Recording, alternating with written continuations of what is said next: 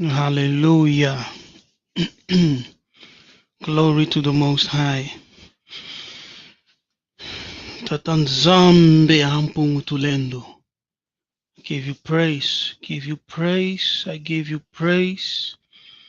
Hallelujah.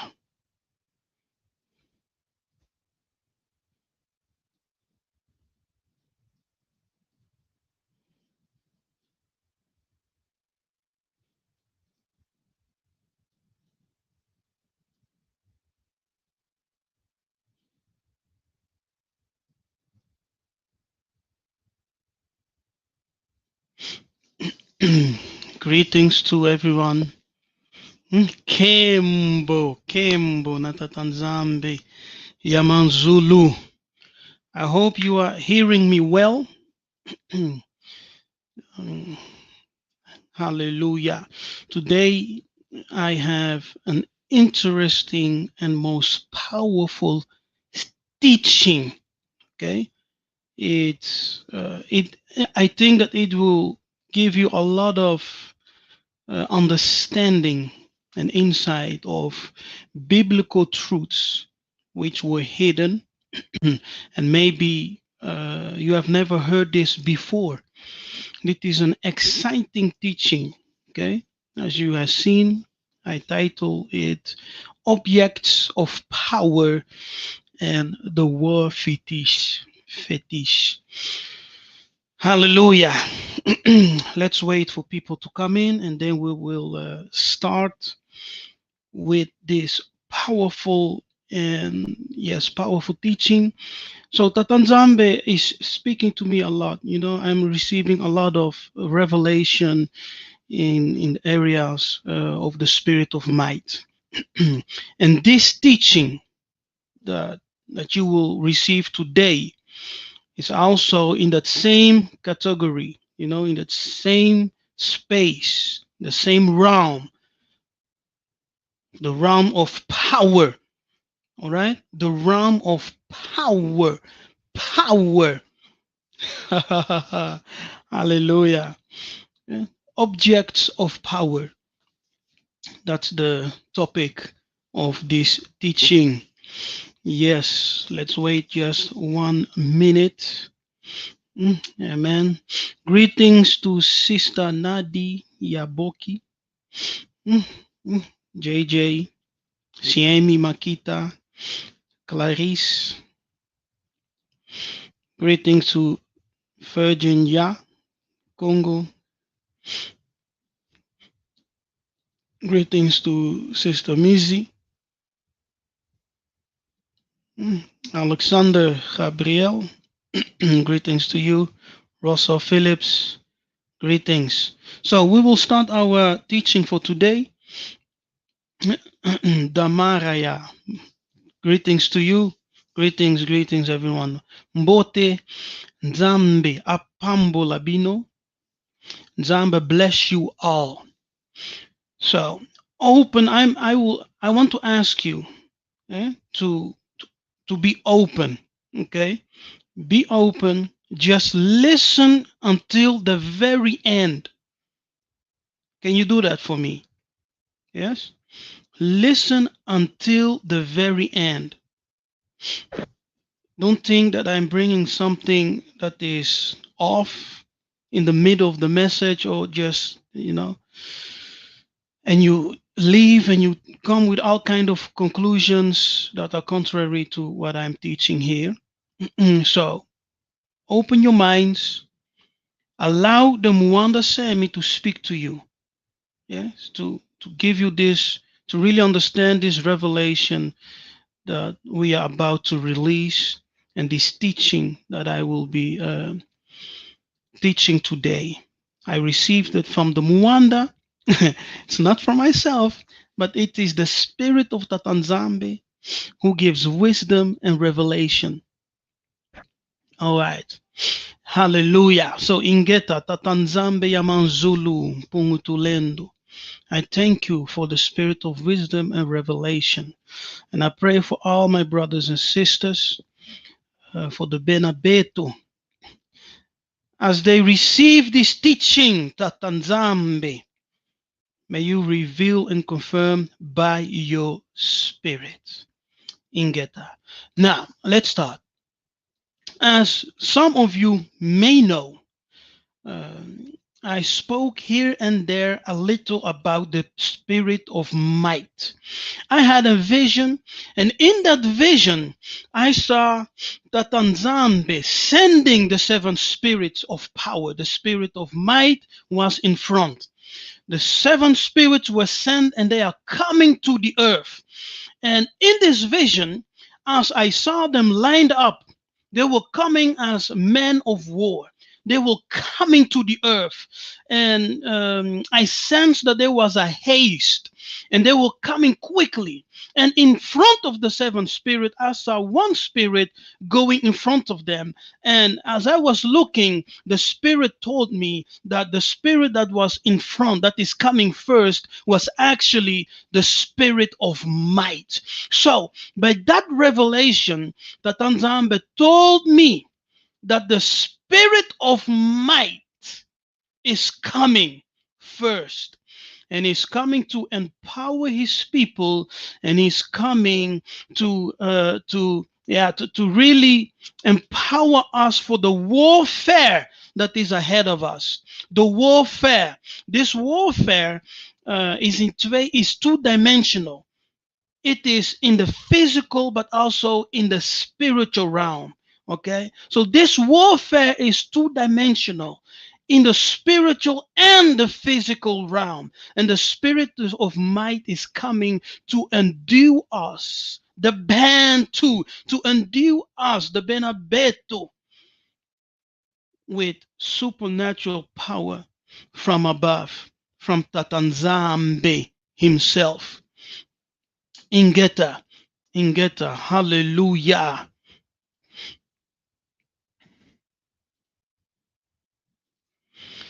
Now I will share my screen so we can enter into this teaching. All right. So the object of power and wealth, it is based on the teachings of powers and the spirit of power that Atanzama spoke to me. I'm bringing this teaching based on those revelations. Now, when we go to our traditions, to the Bantu traditions, we see that our ancestors dealt with objects of power. Okay? They were dealing with objects of power. Oh, what happened? Hmm? Hmm? Something's going wrong here. Wait a minute. Yes. Yeah? So they dealt with objects of power.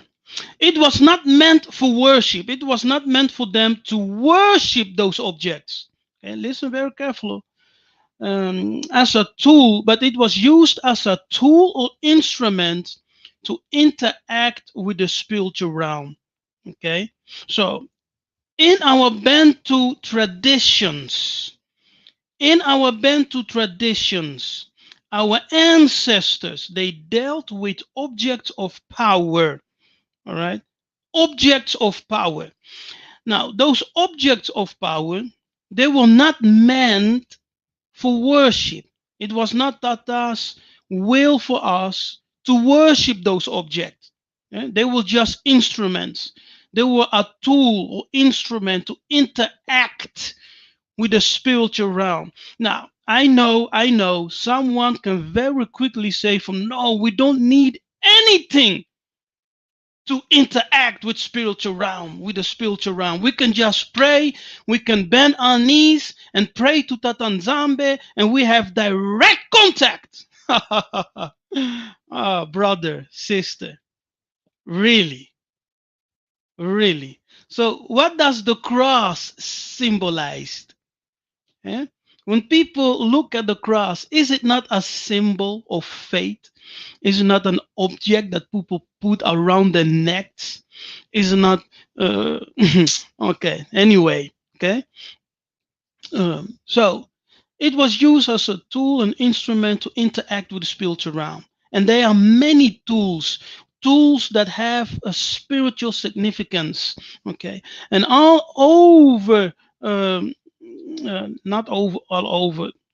You see, I had to really come on. It's all over the Bible, not all over the people. And all over the Bible, we see Nzambe using earthly objects for supernatural results. Nzambe used earthly objects for supernatural things. It's very important to understand this. So, to really start our study, it's important to have a basic understanding of these facts. And in our traditions, our ancestors dealt with objects of power. And they were not meant for worship, and they were used as a tool or instrument to interact with the spiritual realm. Okay, to interact with the spiritual realm. Um, there may be some spelling faults and everything. I didn't really look at it. I just made it and left it like that. Sorry for that, people. Normally I go ahead and recheck everything, but I just finished it and I just left it like that. And I felt in the spirit that I had to release this teaching. So the power of the ancestors. Now, the ancestors named their gods Nzambe Vampungu, and it's plural. You see, now you see they named their gods, as you can see on the screen, Nzambe Vampungu, and it's plural, gods. When you go to the Hebrew Bible, you will read, you can translate the word for God, Elohim, is actually plural. It means gods. Now, that concept was not something new for our ancestors, because our ancestors, they had knowledge of the Father, the Son, and the Spirit. Yes, it's not something that Christians or Christianity introduced. No, our ancestors, they knew about the council of heaven. I'm not talking about the triune God. I'm not talking about that. That is a corruption. But I'm talking about the concept of the Father, the Son, and the Spirit working as one. Yeah. Working in unison with one another. They had that concept already. And that power, it was translated by the Europeans as being magical power. But it's not magical power, it's just the supernatural power of Tatanzambe. Yeah. And they had this concept of Nzambe Vampungu long before the arrival of the colonizers and the Christian missionaries. And the missionaries themselves were advised to continue using this name to more easily introduce and to assimilate the new God which they presented to the Bakongo people, to the Bantu.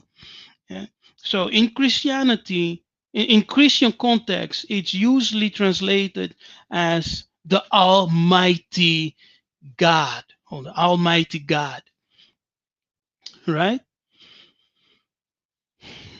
Now, definition of Kishi in Kikongo. When we talk about supernatural power, in the Kikongo, the word Kishi is often used. Okay, so when we talk about supernatural power in the Kikongo, in the Bantu language of Kikongo, the word Kishi is often used. Even when someone is anointed, when someone gets anointed, he receives supernatural power, and that power in the Kikongo is called Kishi. And Kishi can also mean the spirit of nature. So there is a spirit in nature, and actually there are angels set over the powers of the of nature, and so there are angels who are appointed over the powers of nature, like wind, water, hail, rain, storm, etc.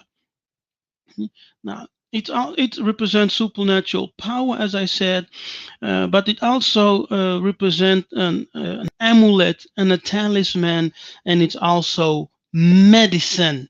Okay, so remember this, very careful. Kisi represents the power of the anointing, and the spirit of nature, supernatural power. And you see that word fetish in there. That's actually a European word. We never use that word, but I had to include that for a reason. And it can also denote an amulet, a talisman, and it can also be translated and understood as medicine. Medicine. We're talking about power. Okay. Now, let's go to the letter of King Leopold II. King Leopold II wrote to his missionaries in 1883, and that's what he said. We will not read all of it, but just the highlight. Now, okay, let's read it. Reverends, fathers, and dear compatriots, the task that is given to fulfill is very delicate and requires much tact. You will go certainly to evangelize, but your evangelization must inspire above all Belgium interest. See? So they came to evangelize, but their evangelization had to inspire above all things Belgium interest. Your principal object in your mission in the Congo is never to teach the niggers to know God. This they know already. You see that? I will repeat it. Your principal objective in your mission in the Congo is never to teach the niggers to know God. And according to the book of Acts 13, verse 1, niggers were also Christians. Not really Christian. The term Christians is misleading and deceitful because our ancestors, our forefathers never called themselves Christians. But just to give you an understanding, this they know already. And they speak and submit to a Mungu, one Zambi. Your knowledge of the gospel will allow you to find text ordering and encouraging your followers to love poverty. Like, happier are the poor because they will inherit the heavens. And it's very difficult for the rich to enter the kingdom of God. You have to detach from them and make them respect everything which gives courage to affront us. Disrespect, sorry, and make them to disrespect everything which gives courage to affront us. I make reference to their mystic system. It is King Leopold speaking. And he said, I make reference to their mystic system and their war fetish. Do you remember? And their war fetish, warfare protection, which they pretend not to want to abandon. And you must do everything in your power to make it disappear. King Leopold feared the mystic system of the Congos. He called it the war fetish. He feared the mystic system of the Congos, and he called it war fetish. And he said, do whatever you must and make it disappear. Do what is in your power. Do everything you must, what is in your power, to make it disappear. Now, do you remember? Kisi, yeah? Which means the power of the anointing, the spiritual power, the supernatural power. They called it fetish. See? They called it fetish. And here we see that King Leopold, he had a fear for the mystic power of the Congos, and he called it the war fetish. The war fetish, warfare protection, the power of war of the Congo. And he urged the priests, the missionaries, he urged them and said, do everything that is in your power to make it disappear. Ingeta, hallelujah. So you see, the power, the supernatural power of Congo is dangerous. Is dangerous because of the fact that the missionaries, they were successful in removing this in removing our power. How? By presenting us the image of white Jesus, by presenting to us the the gospel, the Catholicism gospel of the Catholics. And when as we receive their God, they empowered us. And that power of war, that power, that supernatural ability that we had was removed. And that's how they were able to conquer us, to beat us down, to kill us, to play with us, to do whatever they wanted. You see?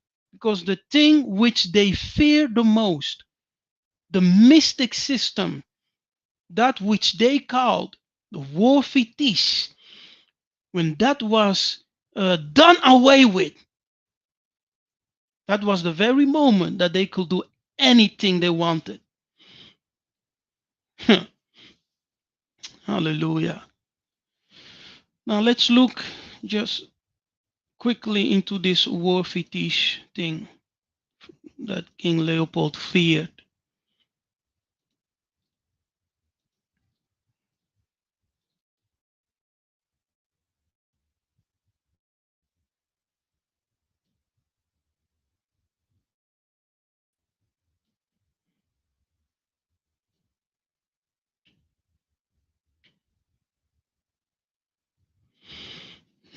Dit is van Wikipedia. Fetishism.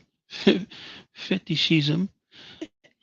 Which comes from the Portuguese feticho, and this is in turn from Latin factitious, artificial, and facere, to make. Fazer in Portuguese also means to make, is an object believed to have supernatural powers, or in particular a human-made object that has power over others. Essentially, fetishism is the attribution of inherent value or power to an object. Okay, inherited value or power in an object. I repeat, fetishism is the attribution of inherent value or powers to an object. Remember that. Remember that. Okay. Now, let's continue.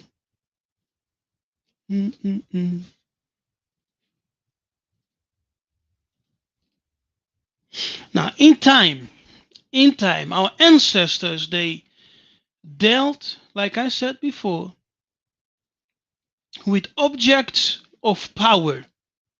Yeah. And it was never meant to be worshipped. Was never meant to be worshipped. But we know in time, some of them fell into the trap of the enemy and worshipped objects which they made with their own hands. But it's never Tatanzamba's will for us to worship those objects. Now, in time, they corrupted their ways, yes, and they did end up worshiping some of these objects and others. Yeah, and they did worship some of them, like the bronze serpent, the Nehustan in Yiddish Hebrew, Yehustan. They worshipped it in the time of what's his name? Gideon. They did worship some objects which were holy and that Tatanzambe used for a specific purpose. But we will come to that. Okay. So in time, the objects that Tatanzambe gave them to enable them for to interact with the spiritual realm, and to do certain things, to manifest powers. In time, some of our ancestors, they fell into the trap of the devil and began to worship those objects. Now, originally, many of these objects were a tool. Yes, they were a tool or instrument to interact with the spiritual realm. Okay, many of these objects, talking about the objects of power, objects which have inherited power in it. Like the Tanzambe can use this pen to perform miracles. Hello. Do you remember that people were healed by the handkerchiefs of Polo? Okay, so objects can receive power, and supernatural power can dwell in objects. All right. So originally, many of these objects that the Tanzambe gave to our ancestors, they were a tool or an instrument to interact with the spiritual realm. Now, all over the Bible, we see Nzambe, we see him, we see Nzambe using earthly objects for supernatural abilities or supernatural results. Yeah. And it may be defined as totems. It can also be defined as tokens and signs, and simply power objects or power objects, plural. Yeah. Hallelujah. We are going somewhere. We are just building up. We are going somewhere. Yeah. Now, totem. What's a totem? A totem is a natural object or animal that is believed by a particular society to have spiritual significance, and that is adopted by it as an emblem. Okay, before you say, "Oh, no, they're worshiping animals," listen till the end. Okay, a token, a thing serving as a visible or tangible representation of a fact, quality, feeling, or supernatural entities. Yeah, token. So we know now that our ancestors, they used, that Nzambe gave them specific objects which they use to perform certain things. These objects, they had inherited supernatural power in it. Yes, in it.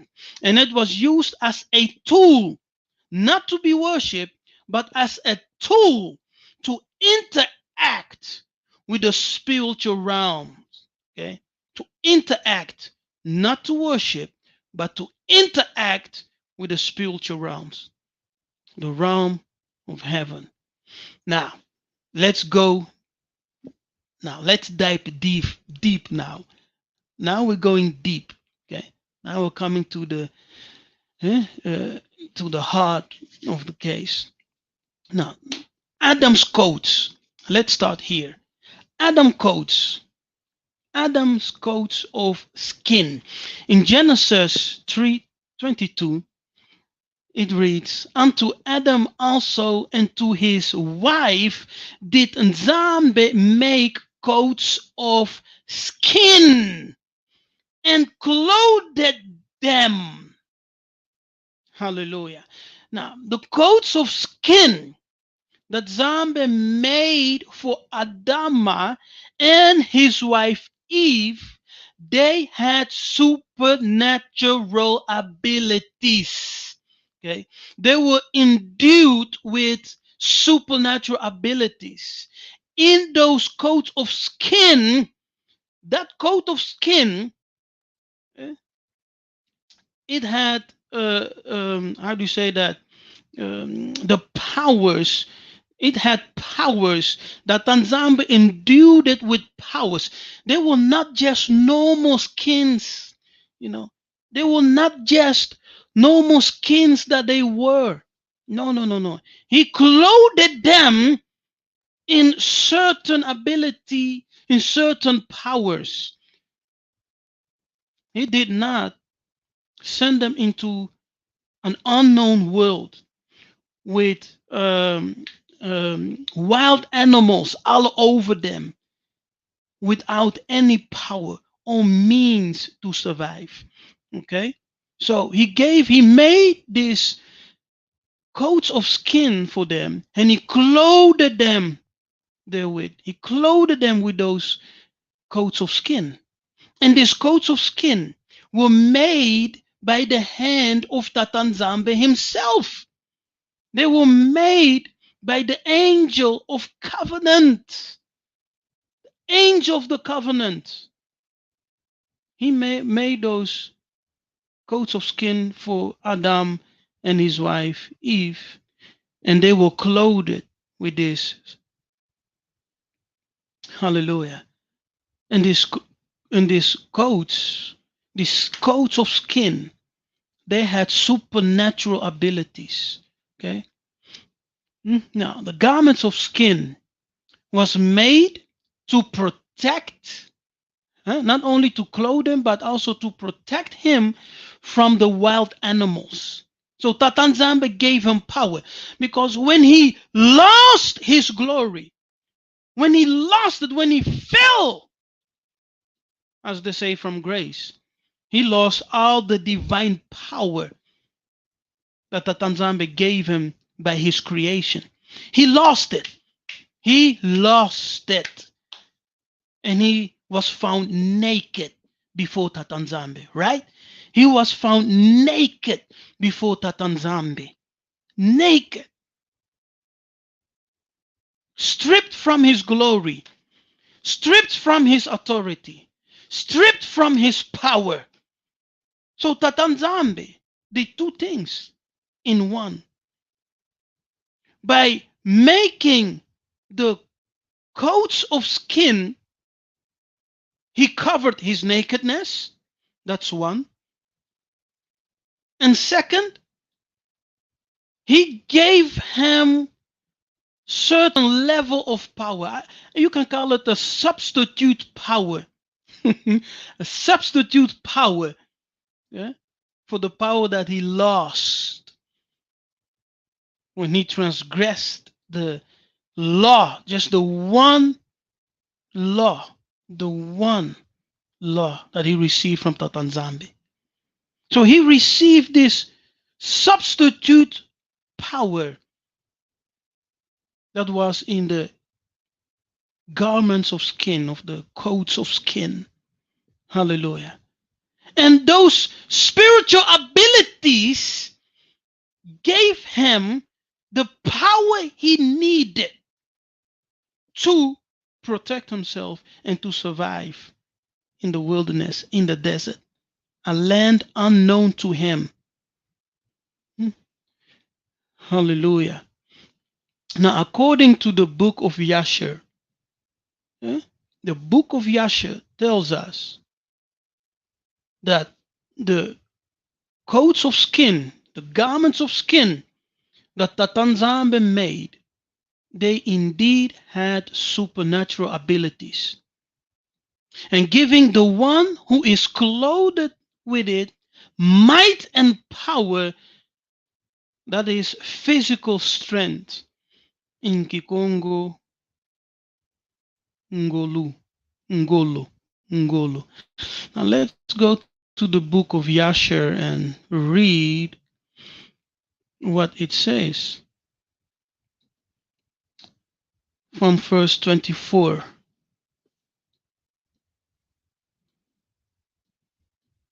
Now that's the book of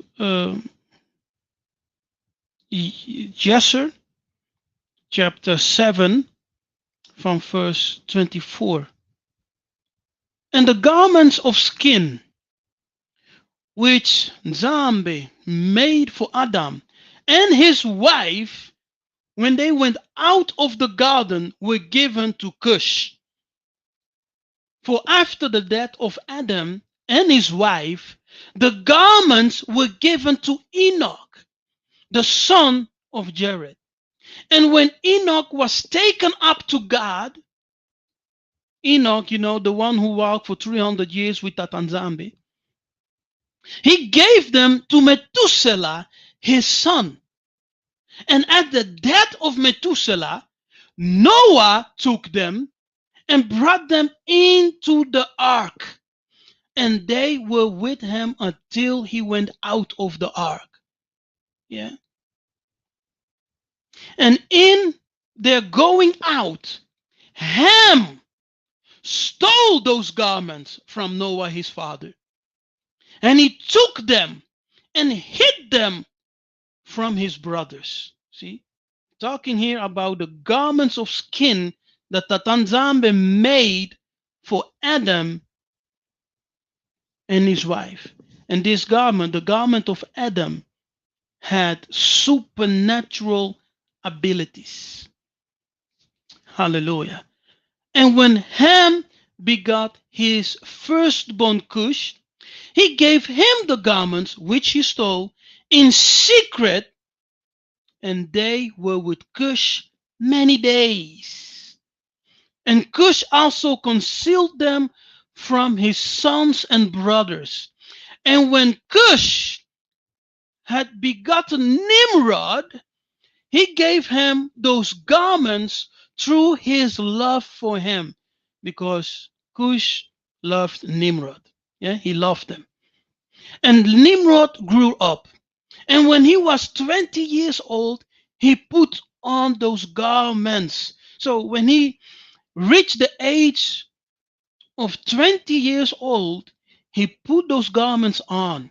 Let's read what happens when he clothed himself in the garments of Adam.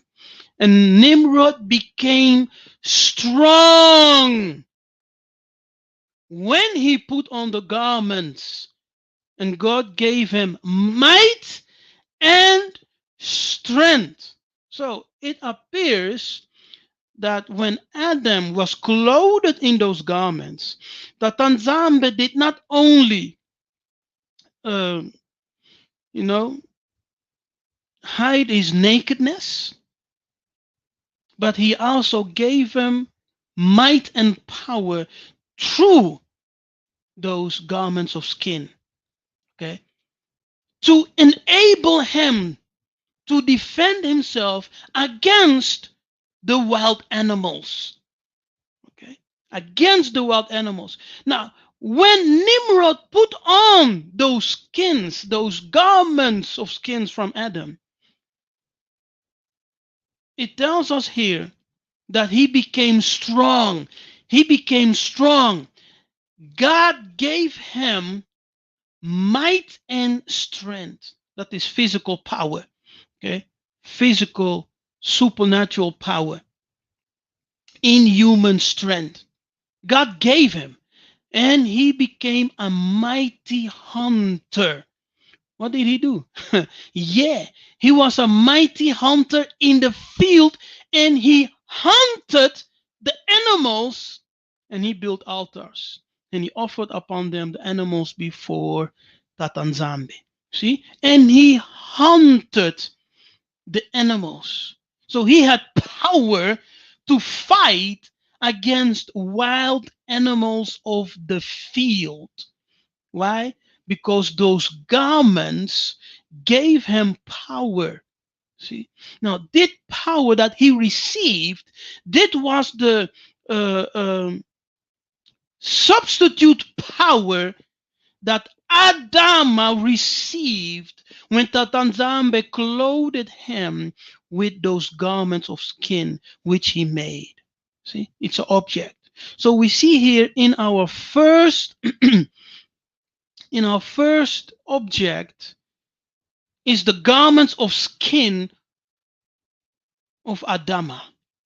That garment of skin did not only clothed him and hid his nakedness, but it also gave him power because the garments were endued. They had this inherited power which the Tanzamba put in it to clothe them with. Hallelujah. To clothe them with.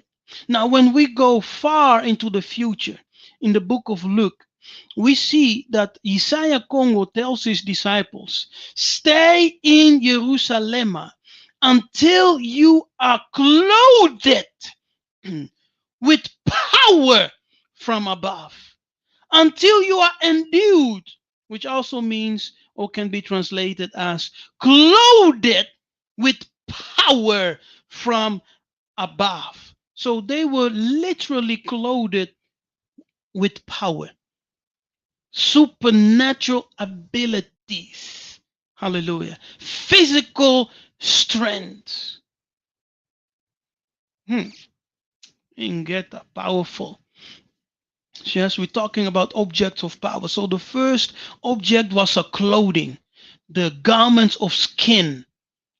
Are you still following me? Are you still following me? And is this making sense for anyone thus far? Thus far, okay? You could always comment. Hallelujah. So the first object of power, we see the skin of Adam. So the garment skin of Adam, which the Tanzamba clothed him with. All right. Now the second, we see the rod of Massa, Moses. The rod of Massa. The rod of Massa. That is amazing. Okay, in Exodus 4, hallelujah. In Exodus 4, we read, and the Tanzambe said unto him, what is that? What is that in thy hand? In normal English, what do you have in your hand, Massa? What is that? What do you have in your hand, Massa? And he said, a staff. Massa answered, I have a staff in my hands, Zambi. It's a staff, it's a rod. He said, a rod. And Tatanzambi said, and thou shalt take this rod which is in thy hand, and with this rod you shall do all my miracles. Hallelujah. With this rod, Massa, you will do all my miracles. You will perform miracles. You will have power. Power. So that rod, the rod of Massa, became a totem for working miracles. You see? Do you understand now? Do you understand? Do you understand? So we lay the foundation. Now we're going to the deep stuff. Do you understand what I'm saying here? What the book is saying? Okay. That Tanzambe transformed a simple rod, an object which Massa was using in his work as shepherd, you know, he transformed that thing into a totem, object of power. Object of power. Tatanzambe asked him a question. Massa, what do you have in your hand? He answered, oh, it's just a rod. It's nothing special. There is nothing to this thing. It's just a rod that I use as being a shepherd. Eh? But Tatanzambe said, listen, that rod that you have in your hand, that rod, I'm transforming that rod. With that rod, you will do miracles. You will perform wonders. You will open the sea. You will bring plagues to Egypt. You will. Hallelujah. That Tanzambe transformed the rod of Massa in an object of power. He transformed the rod of Massa and it became a totem for the working of miracles. Do you see? This is deep biblical Bantu spirituality found in the book. Found in the book. Oh, it's amazing. You see, it's amazing. So before you reject something, make sure to listen first. Yeah, listen till the end. Is it not in the book? Am I making this up, people? Am I making this up? Hallelujah. Am I making this up? No, it's in the book. It is there. It is there. The Tanzambe transformed the rod of Massa in an object of power. And he said, Massa, use this rod to perform my miracles. Use this rod. See? And that rod became a bridge, that totem. That totem, remember, a totem is has spiritual significance. It represents something. Let's go to the totem. Which page?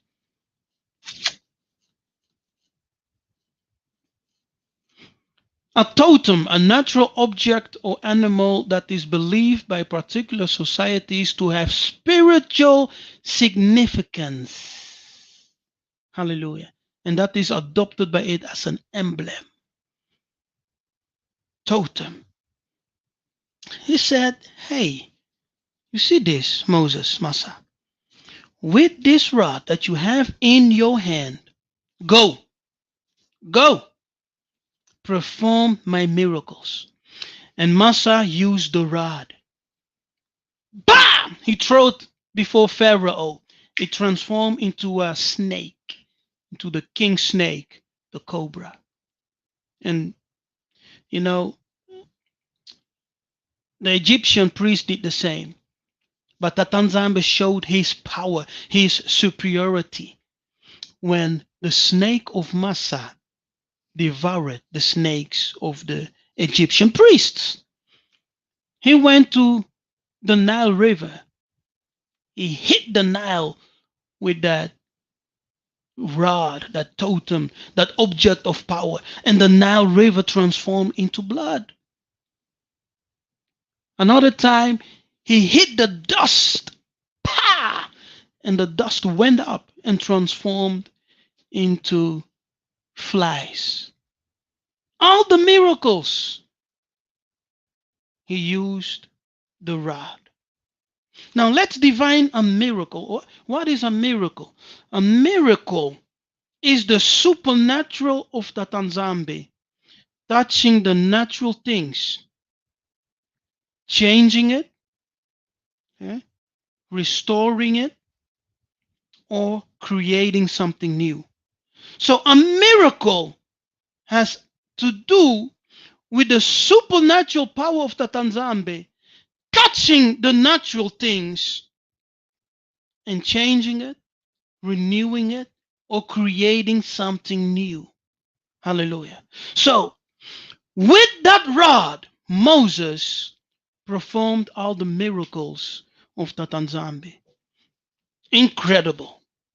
Hallelujah. Incredible.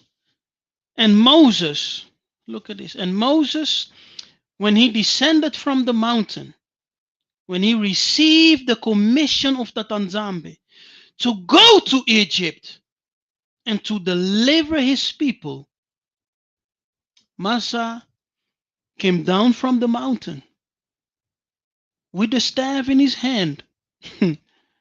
And in Exodus 4, verse 20, we read, and Moses took his wife and his sons and set them upon an ass, and they returned to the land of Egypt. And Moses took the rod of God, the rod of Nzambe, in his hand. Look at this, people. Look at this. Look at this. Moses' shepherd's rod was transformed into the rod of Nzambe, one of power, a totem of power. See, a totem of power. So, first, the Tanzambe asked him the question, Massa, what do you have in your hand? He answered, it's a rod. The Tanzambe then said, with that rod, you will do my miracles in Egypt. Now, descending from the mountain,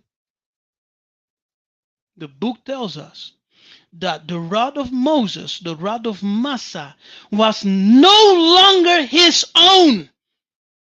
It became the rod of Nzambe, Ampungu, a totem of power, an object of power, a rod endued with the power of that Nzambe. Incredible. Incredible. Hallelujah. Kembo, Kembo, Kembo, Kembo, Kembo na tatanzambe ya manzulu. Hallelujah. Kembo, Kembo, Kembo, Kembo, Kembo na tatanzambe ya manzulu. Who is greater than our Nzambe? Who is greater than our Elimo? Who is greater than Nzambe ya manzulu? Nzambe ya bakoko na biso. Who is greater than this Elimo that we serve? Who used a simple object of nature, endued it with power, gave it the instrument that his servant was using to tend the sheep of his father-in-law. He transformed it. Oh my goodness. Whatever you have at home, hallelujah. Whatever you have at home, what you think is too small, that Nzambe can use anything. If he can use a rod, definitely he can use you. He can, because you are more than a rod. You are more than that. You are called the temple of the Most High. So nini na nini. Ay, ay, ay, ay, ay, ay. Kembo na tatanzambe. Kembo na tatanzambe ya manzulu. Hallelujah. Glory, glory, glory. I drink to that.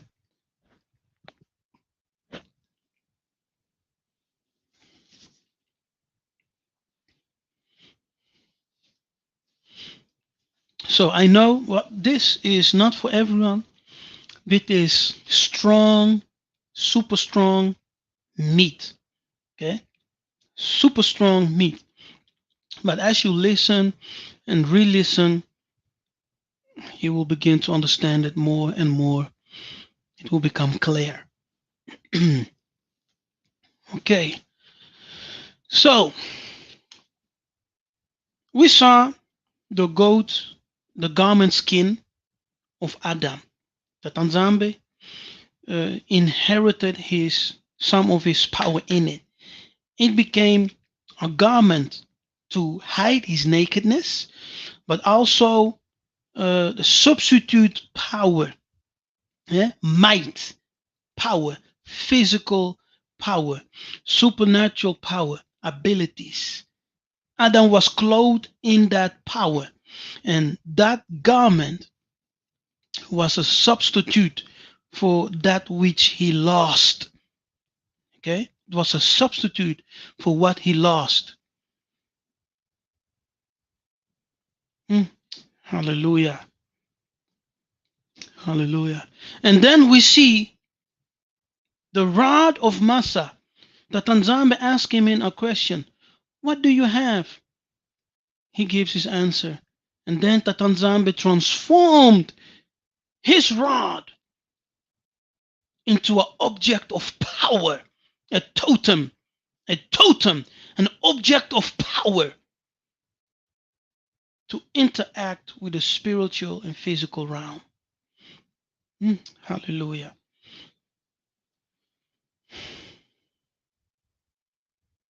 See, that is true Bantu spirituality. You have never heard this anywhere before. You are hearing it here. It is the revelation of Tatanzambe Yamazulu by his Muanda Semi. Okay, I didn't know this. It's even new for myself. I didn't know. He revealed it to me just this week, people. Just this week, a few days ago, 2 or 3 days ago, he revealed it to me. I didn't know it. I did not know it. This is true Bantu spirituality in the book. In the book.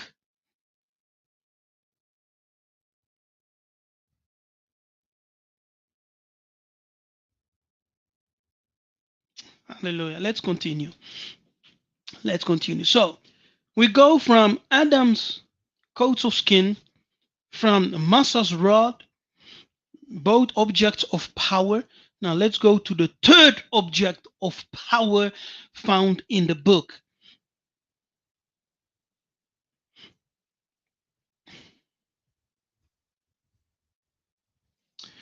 The tribal tokens, or another word, tribal totems. Totems are also an emblem. Let me put it up there.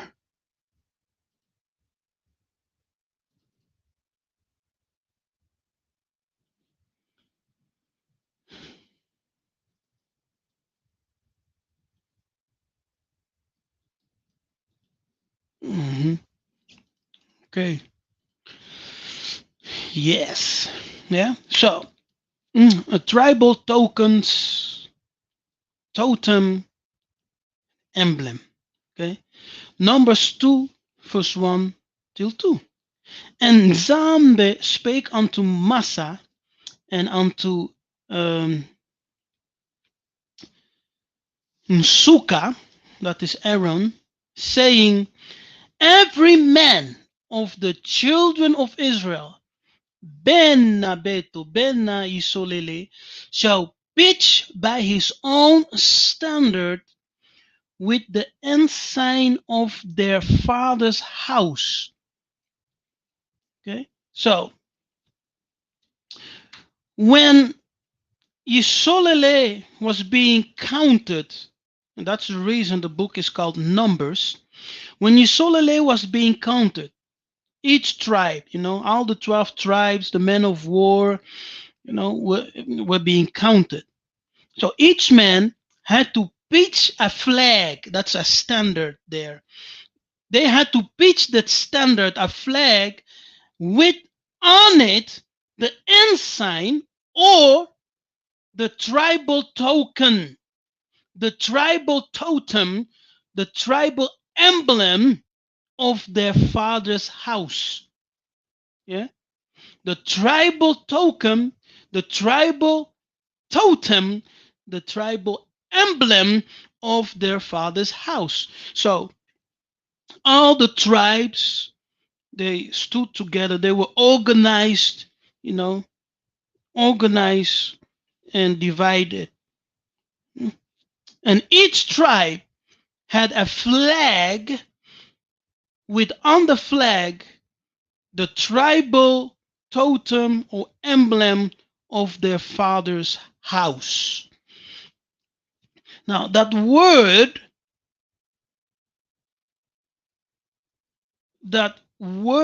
for ensign in Yiddish Hebrew is it ot, and it means sign of spiritual significance. It's an emblem, a sign, it's an emblem, a totem with spiritual significance. Okay? Now, the word first appears in Genesis 1:14. Which word? Ensign. Yeah? Ensign. That word appears first in Genesis 1:14.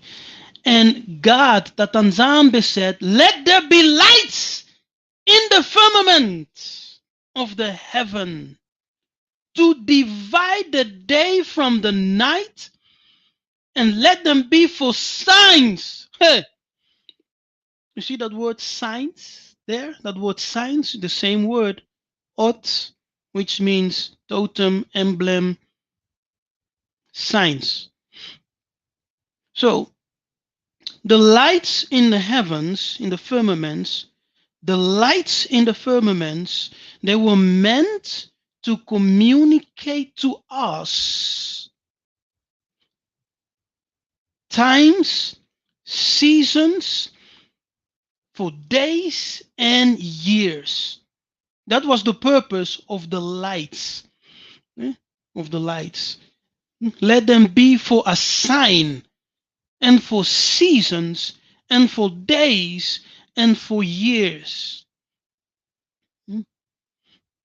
Okay.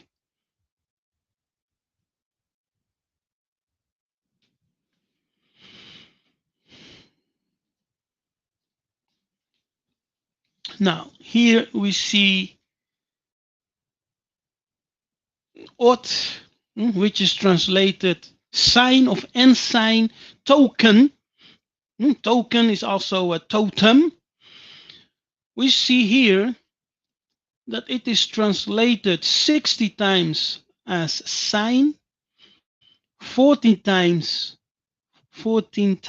as tokens, and 2 times as ensign, miracles, and once as a mark. See that miracle? You see miracle in there? You see that word miracle in there?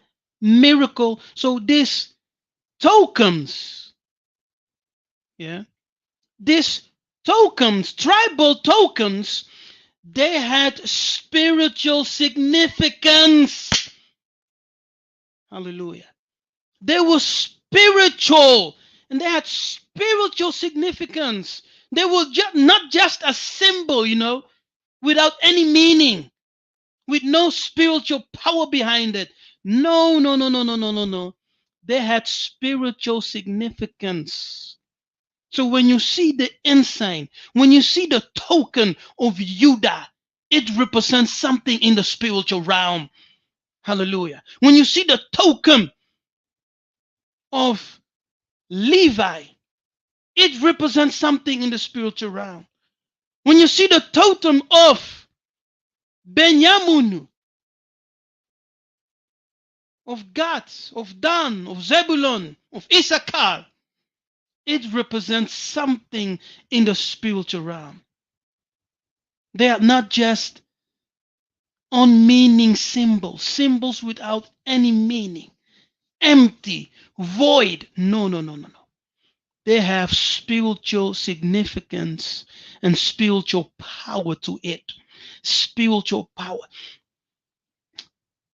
Judah is called the Lion of Judah. He has the lion as an emblem because that animal lion represents kingship in the spiritual realm.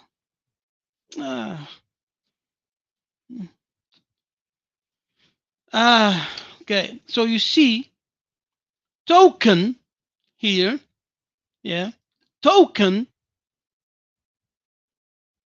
has miracle powers in it. As you can see, it has supernatural powers in it, as you can see. Look, it's right here. It's right here. Miracles, tokens, totem. And here in red, miraculous sign. And then here beneath, a token, an ensign, standard, a miracle.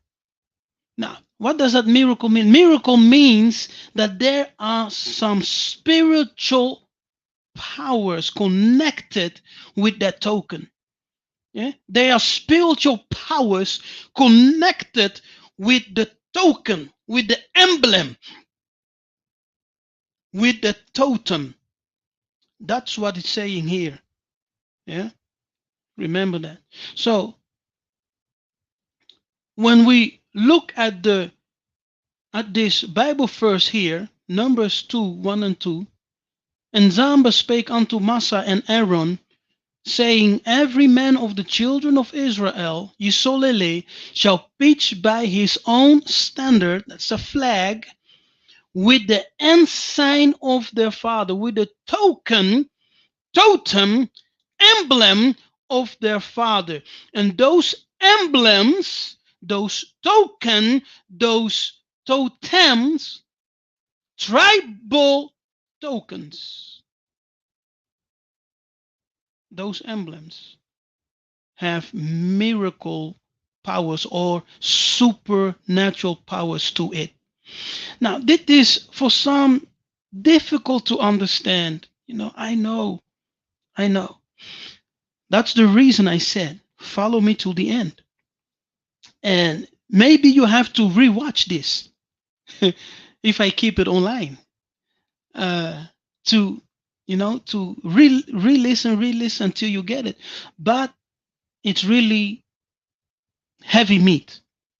And it is true Bantu spirituality found in the book.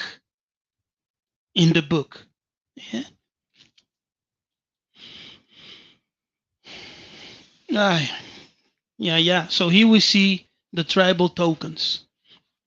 The tribal tokens. Another word is tribal totem, tribal emblems. We see. Don't mind the Yiddish Hebrew on top of it. It's just for example. It's just an example. So we see Asher, Benjamin, Dan. You see all the tribes, all the 12 tribes here. And all these totems, emblems, they have spiritual powers to it. They have spiritual significance to it. They are not just emblems, void of meaning, void of power. No. There is a spiritual dimension to it, There's a spiritual aspect behind it. All right. You see, Benjamin.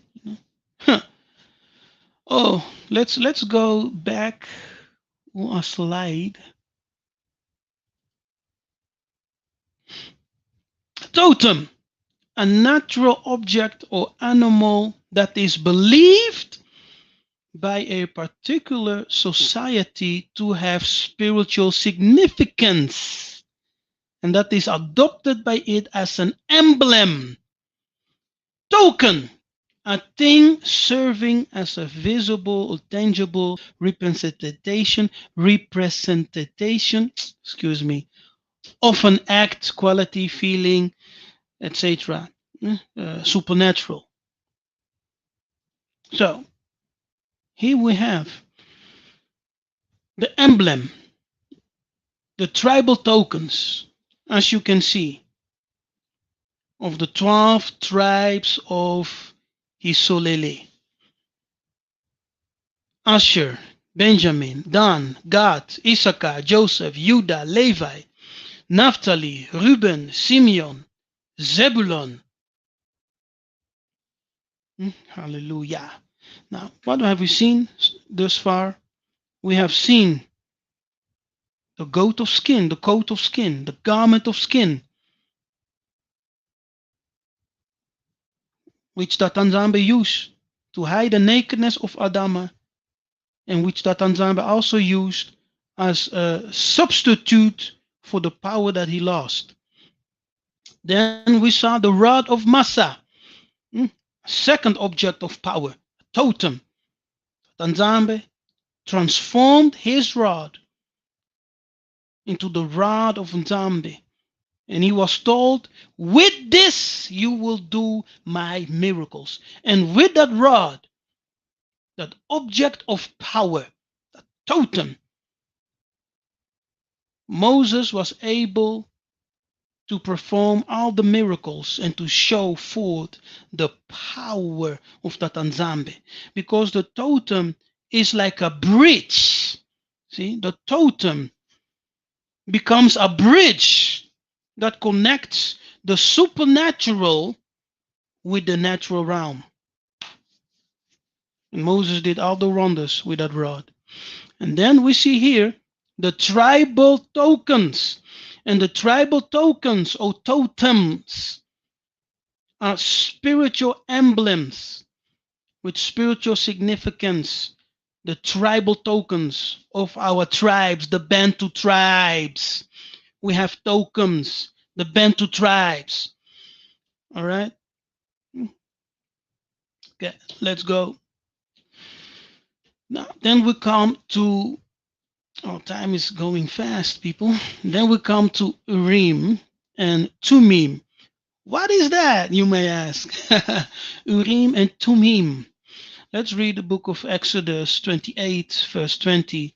And the Tanzambe said, and thou shalt put in the breastplate of judgment the Urim and the Thummim, and they shall be upon Aaron's heart when he goeth in before Nzambe, and Aaron shall bear the judgment of the children of Yisolele upon his heart before Nzambe continually. Now the Urim and the Thummim were holy priestly instruments, used to ask the counsel of Nzambe. And Aaron,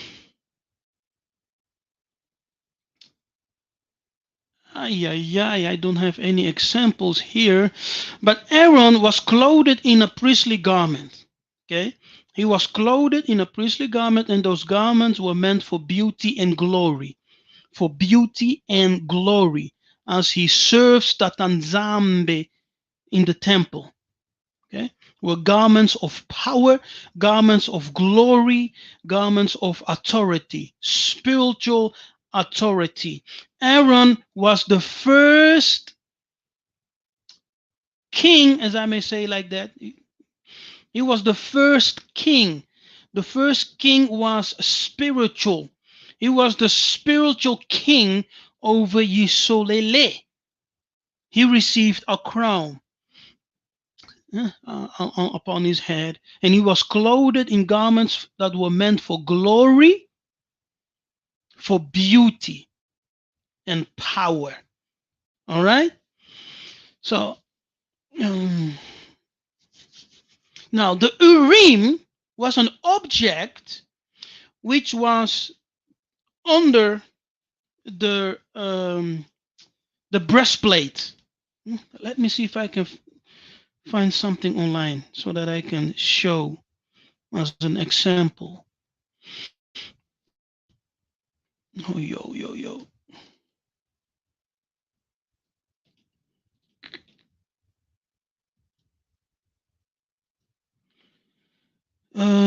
Okay, give me a minute. Mm.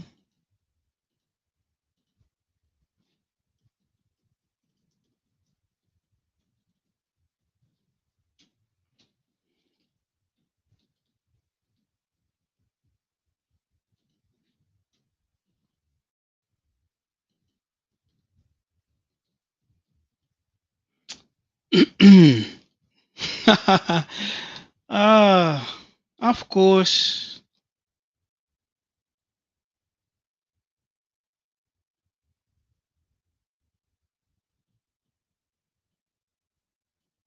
Now, that is just for an example purpose, It's just to give you an example.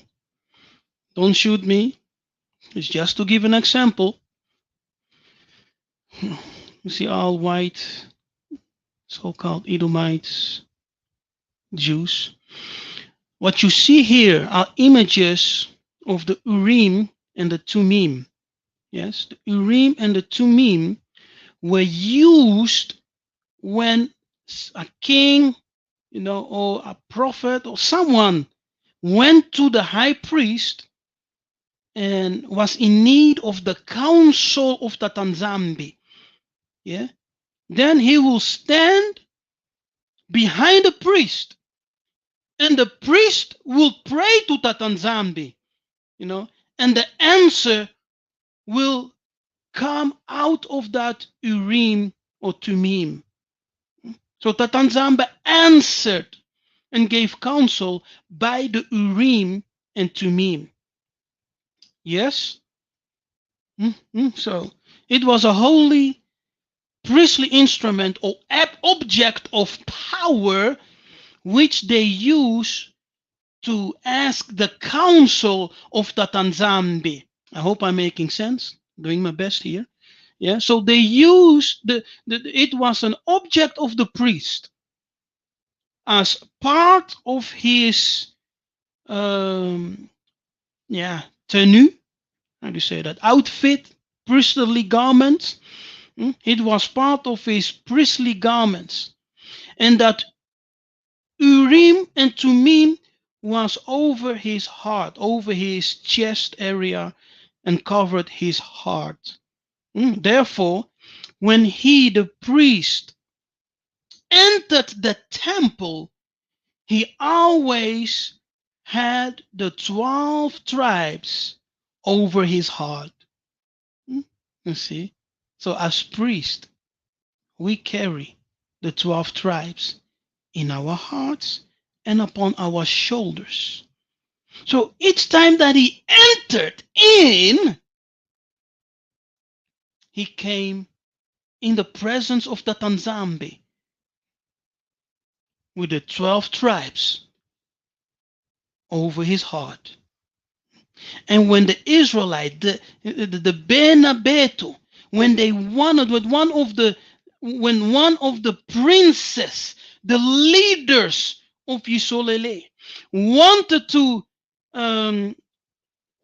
ask counsel of Nzambi, they went to the high priest, and he stood behind the high priest in prayer, and the high priest will pray, and the answer will come from the 12 stones which he was carrying over his heart. Yeah, the answer came from the 12 stones. The counsel of Tatanzambe was illuminated out of the 12 stones. Hallelujah. What are we talking about? Objects of power. Spirit of might and the object of power that Tatanzambe used when he dealt with our ancestors. These objects were not meant to be worshipped. Some of our ancestors did end up worshiping it, but they were not meant to be worshipped. They were just tools. Hallelujah. To interact with the spiritual and the physical, to bring them together. They were tools which were endued with power, supernatural abilities. So the Urim and the Thummim, object of power which the priest wore, and it was part of his garments, of his priestly garments. All right, let's go further. Now, Numbers 27. Siemi, Davidi Benakongo. How you doing, brother?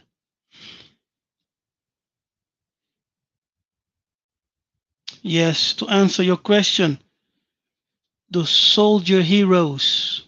Yeah, man. You might be from the tribe of Judah, you know? Yeah.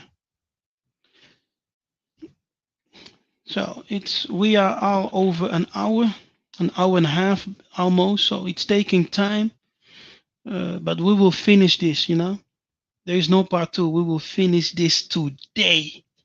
We will deal with this today. You will know. Today you will receive this revelation. Numbers 27, verse 21. And he shall stand before Eleazar. Now, Eleazar was the priest who shall ask counsel. You see, it's counsel. So the Urim was an object used to ask counsel to Tatanzambe. Hallelujah. Who shall ask counsel for him after the judgment. Now, judgment means decision. Yeah. After the decision of Urim before Nzambe. At his word shall they go out, and at his word they shall come in, both he and all the children of Isolele, with him even all the congregation. Now, what we see here, that counsel was asked of the priest who used the Urim, and the judgment or answer came, the decision came by the use of the Urim, an holy object of the priest. Yeah, let's go to 1 Samuel 28, verse 6. And when Saul inquired of Nzambe, now Saul was inquiring Nzambe, he needed counsel. Okay, all right.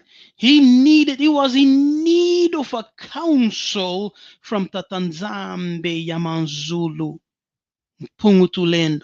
So when Saul inquired of Nzambe, Nzambe answered him not. Why did Nzambe not answer him? Because he had rejected him. He rejected him, so he did not answer him anymore. Yeah? But look here. Here are the means which Saul used to inquire of the Nzambe. Nzambe answered him not, neither by dreams, ingeta, neither by Urim, nor by the prophet. You see, the Urim is there. It's in the midst. It's there, the Urim. So, the Nzambe did not answer him. To require from Tatanzambe by the Urim, you must go to the priest. And do you remember that Saul, in his wickedness, that he killed the priests who helped Davidi? He killed the priests. Now he is requiring of Tatanzambe. Now he is in need of counsel. And he was searching for it in dreams. but also by the Urim. The Tanzama said, no.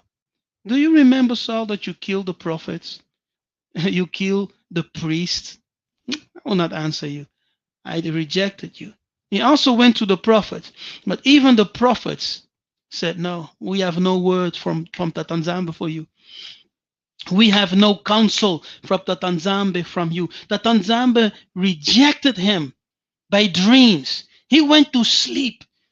He prayed and he asked for counsel. He required of Tatanzambe. He went to sleep hoping to receive a dream with counsel. No dreams. He went to the priest to require from Tatanzambe by the Urim. No counsel was given to him. Finally, he went to the prophet. The prophets had no word for him. And out of his desperation, we know he finally went to the witch of Endor. You see, because he was desperate. And he went to the witch of Endor. Don't go to witches, okay? Don't go to witches for power. Make sure to have good relationships with Tatanzambe. Then you can pray. You can require of the Lord of Tatanzambe. You can ask for counsel, advice, and he will speak to you by dreams. And he used to speak to our ancestors by the Urim. And he can speak to you today also by the prophets. And the Muanda Semi, of course, because Yiseka'yah said, I'm sending you a new counselor, and he will be with you forever. He will abide with you. All right, very powerful. So the priest also had an object of power, a totem, an object of power, and it was part of his priestly garment, and he wear it over his heart. And each time that he went into the temple in the presence of Nzambe Mpungu, he had the 12 tribes over his heart. And he reminded Tatanzambe, his people. He reminded Tatanzambe. Each time when Tatanzambe saw the Urim and the Thummim, over the heart of the priest, he was reminded of Yisolele. He was like, yes, my people, my people. When he saw the 12 stones, the 12 stones, the building stones of his nation, he was like, yes, thank you for reminding me, high priest. Hallelujah. Hallelujah. Hallelujah. Hallelujah. I'm enjoying this. Are you enjoying this, brothers and sisters? Are you enjoying? Yes, are you enjoying? Geniet jij van deze les? Dat is Dutch for are you enjoying this lesson? Let me know in the comment section.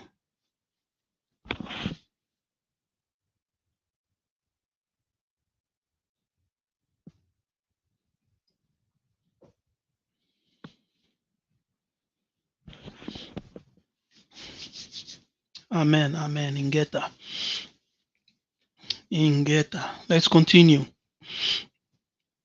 So remember, to sum it up, we had the coat of skin, object of power. It did not only hide the nakedness of Adama, but also endued him with a substitute power. We had the rod of Massa. We had the tribal totems. And now we have seen the Urim and Thummim, the objects of power, the holy object of counsel, which the priest were. Hallelujah. Now let's continue.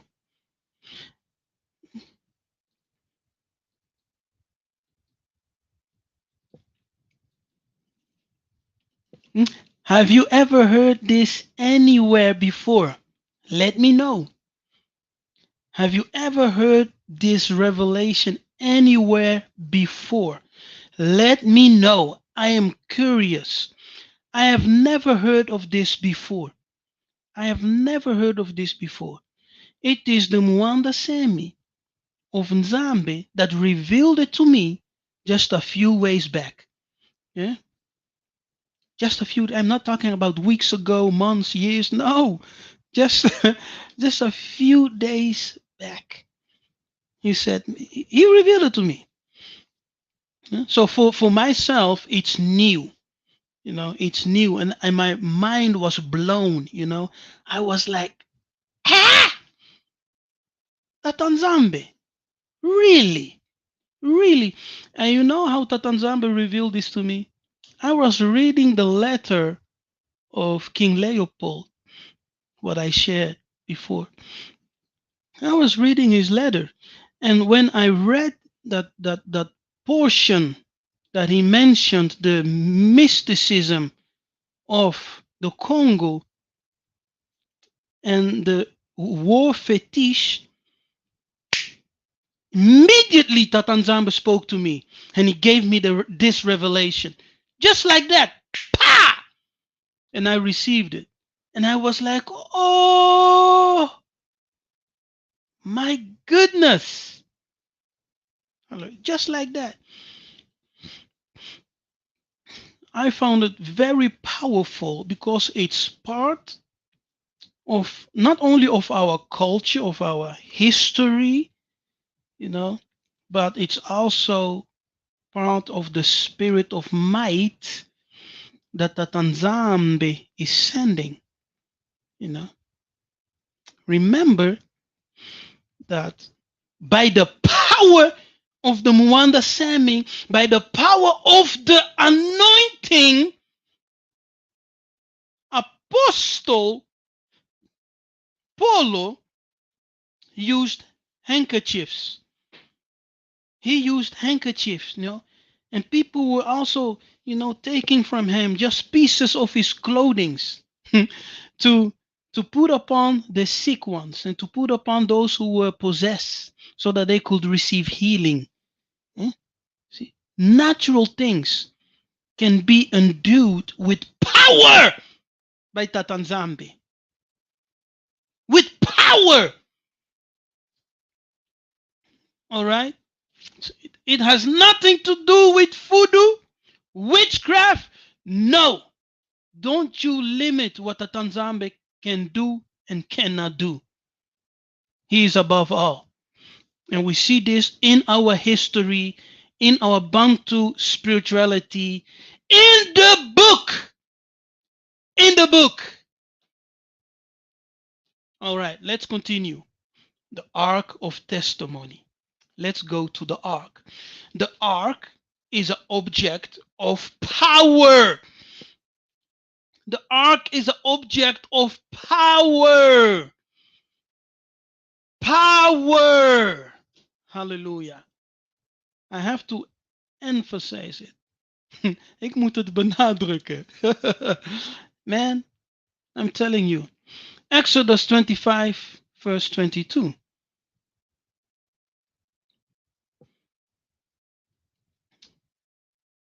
And there will I meet with thee. Now here's Tatanzambe. He's talking with Massa. He's talking with Massa. And he tells him, there will I meet with thee in the holies of holies. And I will commune, speak, converse. I will converse, have conversations with you there in the holies of holy from above the mercy seat. Now, the mercy seat is the top of the Ark of the Covenant. From between the cherubim which are upon the Ark of the Testimony, you had the top, which is called the mercy seat. Yes, and on that seat, you had the cherubims, and they formed the seat of Tatanzambe. The cherubim with the wings touching each other, they formed the seat of Tatanzambe. So uh, uh, um, when the physical manifestation or form of Tatanzambe came into the holies of holies, it settled above the mercy seat, above the cherubims. Yeah? Tatanzambe took his seat. He's seated. He's seated. Hallelujah. Now, let me show you, speaking about this, let me show you a powerful verse. A powerful.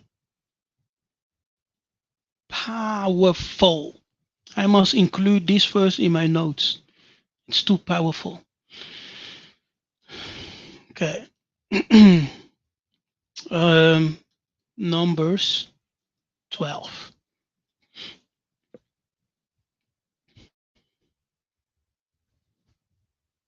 Oh, Amos. Uh, Kom op. Waarom doe je zo langzaam? Okay. Numbers.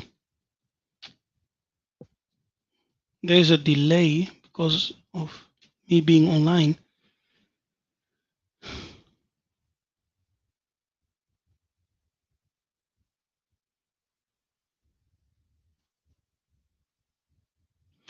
Okay.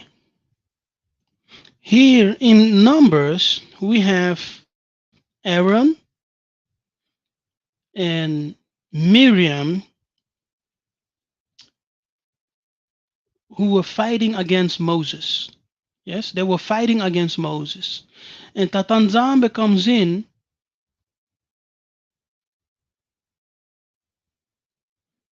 and Tatanzambe comes in, and we read from verse 6, verse 5.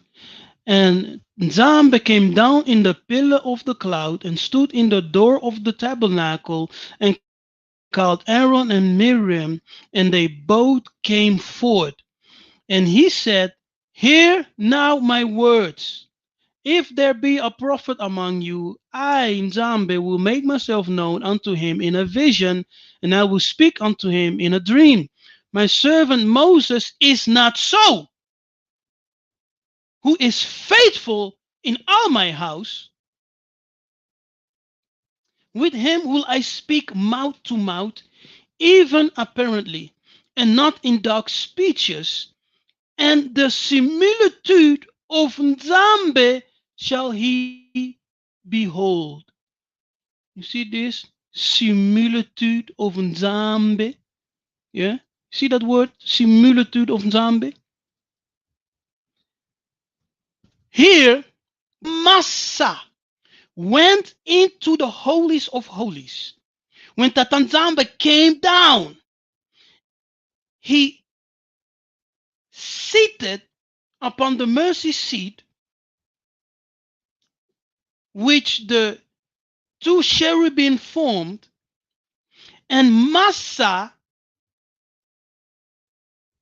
he, each time that Tatanzambe came in that holies of holies, he saw the similitude of Nzambe. Other translations may say he beholds the form of Nzambe.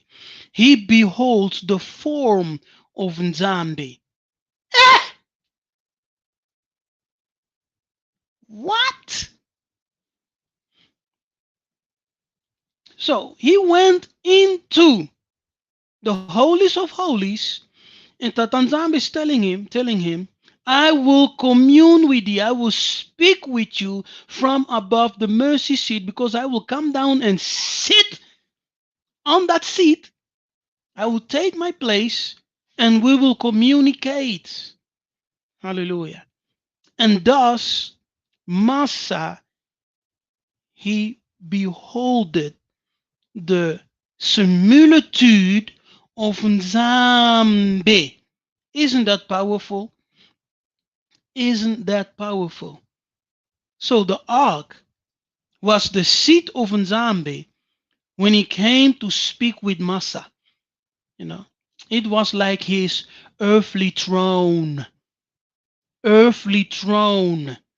Are you listening? It was his earthly throne in the holies of holies. Ah, powerful, powerful, powerful. So the ark was an object that served as the seat of Nzambe in the holies of holies. And he spoke with Massa from that seat. And he spoke with Massa, and Massa upholded the similitude of Nzambe. He saw with his eyes the similitude or the form of Nzambe. Powerful. I'm telling you, hey, this thing.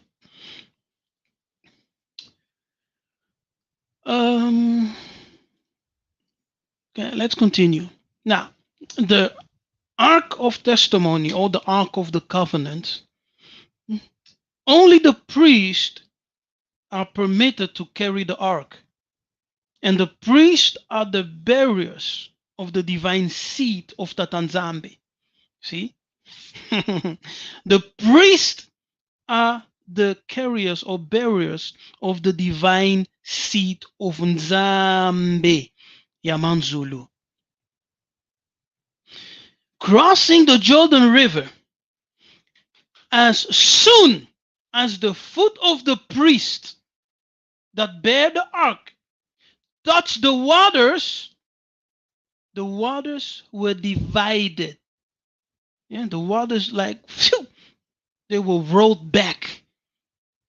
They were divided.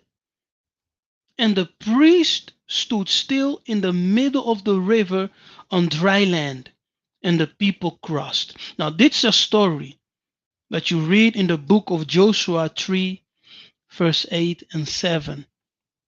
Yeah, of 17. Yeah, Joshua 3, verse 8 until 17. Interesting story. Read that one for yourself. I won't read it here.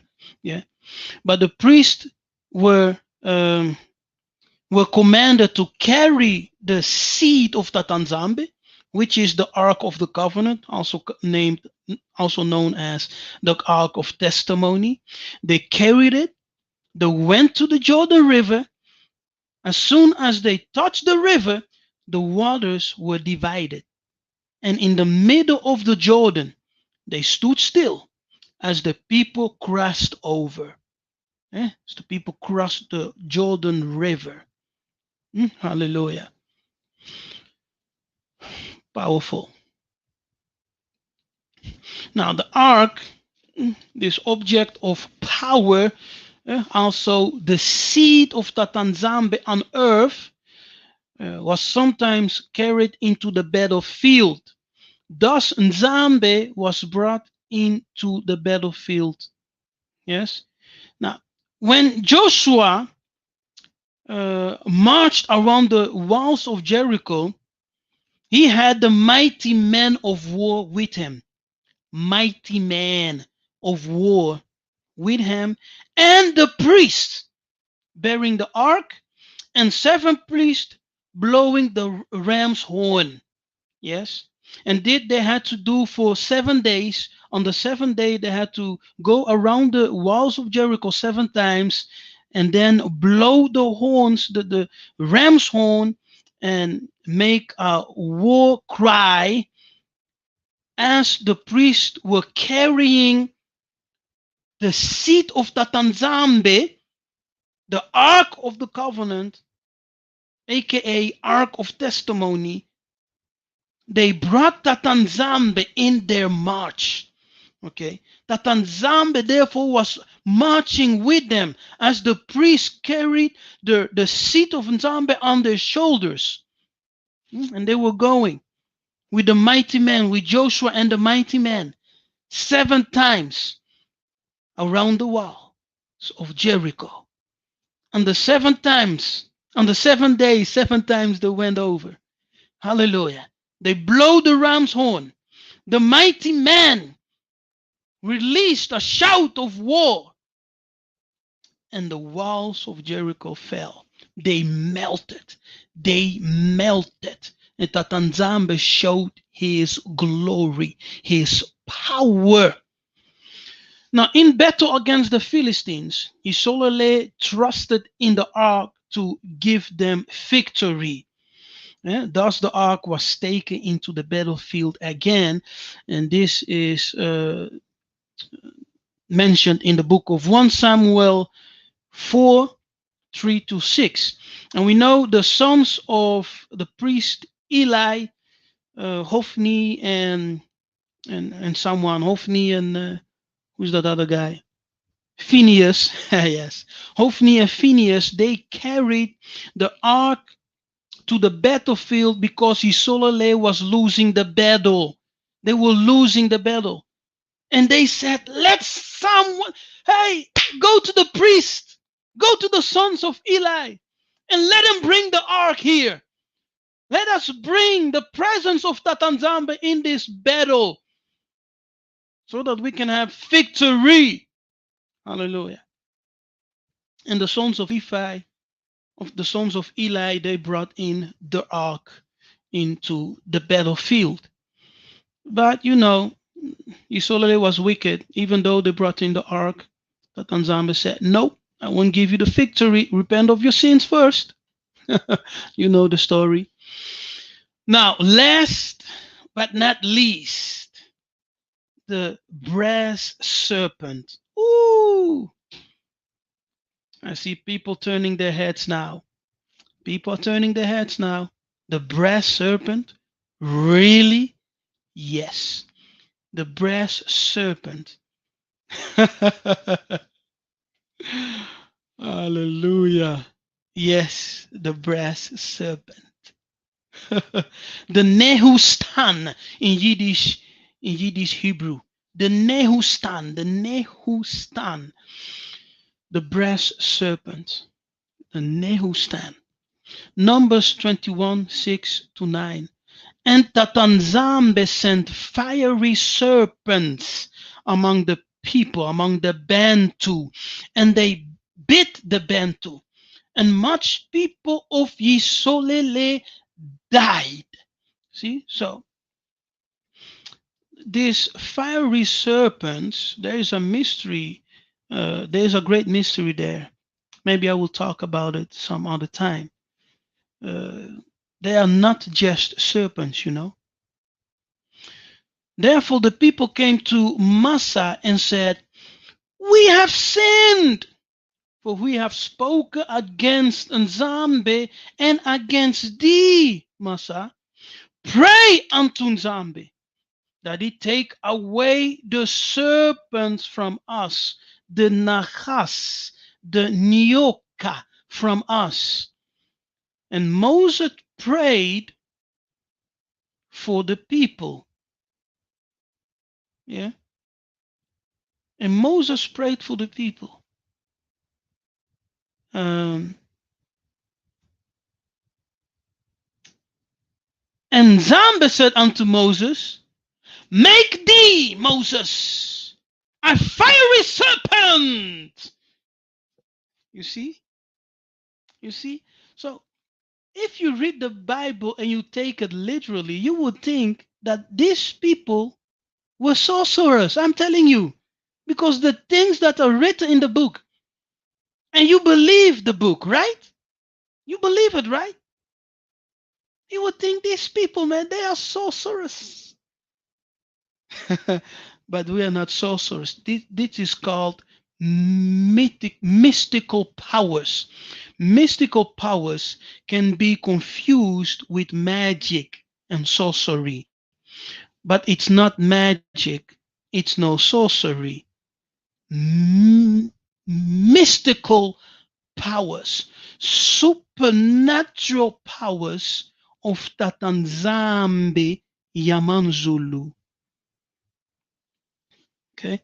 So Tatanzambe ordered Massa, make thee a fiery serpent. Okay. What was the request of the people?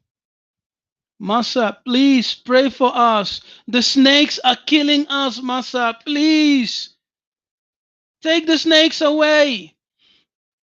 And Massa goes and prays to Tatanzambe, and Tatanzambe comes and gives him an answer and tells him, Massa, make an object. Massa, make a totem. Get out of here. Make a totem, a fiery serpent, and set it upon a pole. Set it upon a pole. Hallelujah. And it shall come to pass that every man that is bitten, when he looketh upon it, so when he fixes his eyes upon it, when he fixes his attention upon it in faith, in faith, in faith, yes, in faith, he shall live. He shall live. Yes. And Massa made a serpent of brass. See, oh, they are worshiping snakes now. They are worshiping serpents now.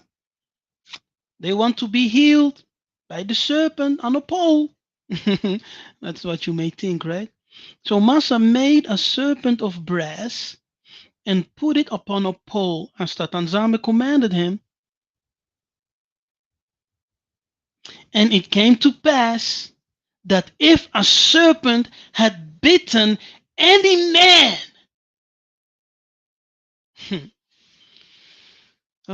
so if a serpent had bitten you, you were waiting to die, it just minutes, maybe a few hours, you will die. It's like you get bitten and you're just waiting to die, But if a man looked upon it in faith,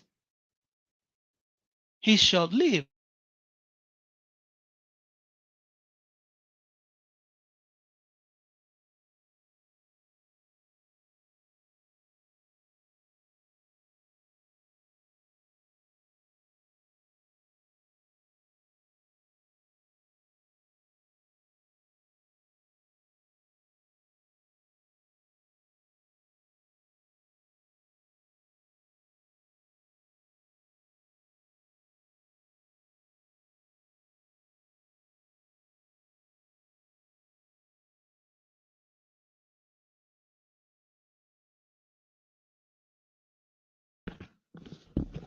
Incredible.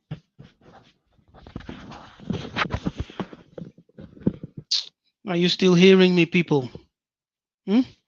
Are you still there, family? You see, now we come to the brass serpent. The enemy is mad. He's attacking the connection. Am I back? Are you hearing me? Give me a sign. Are we back? Give me a sign, quick sign. Just a yes or no. So we can continue.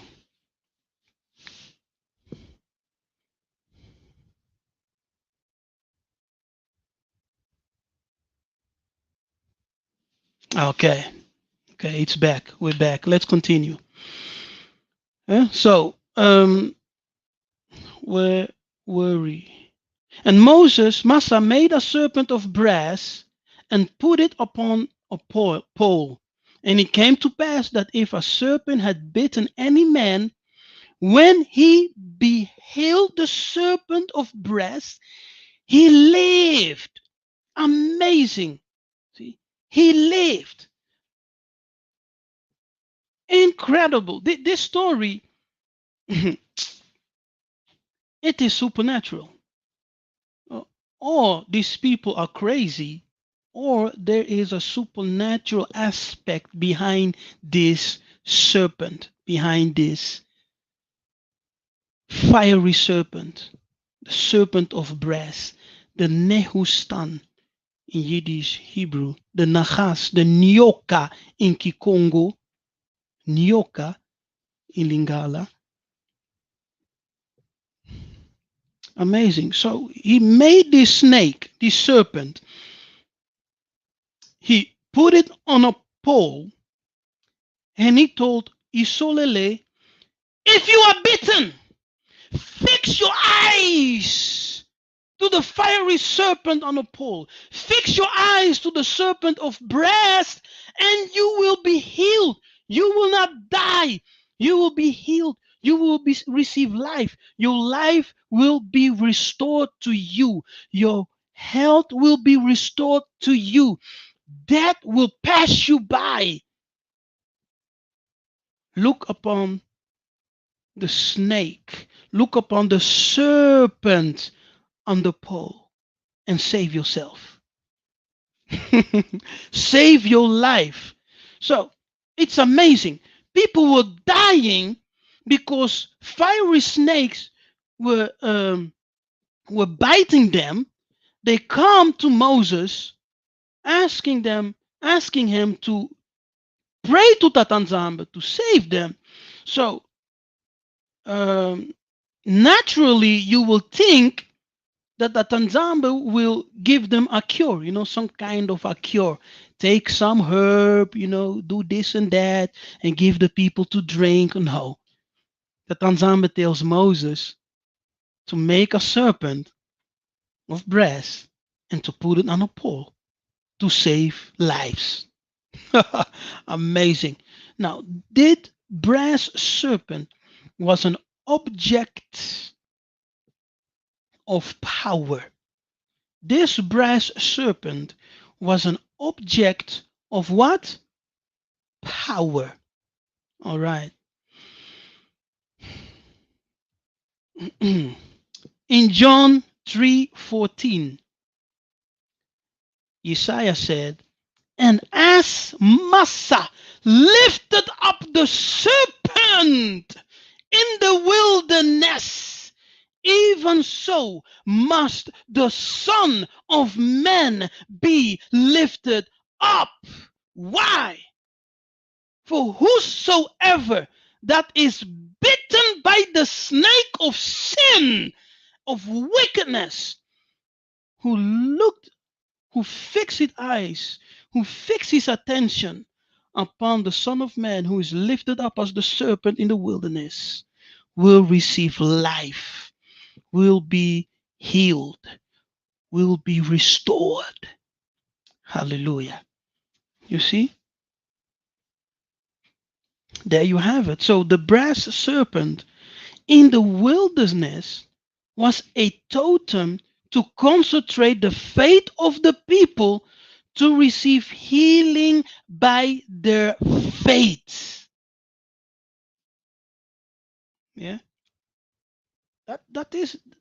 That is it. That is it.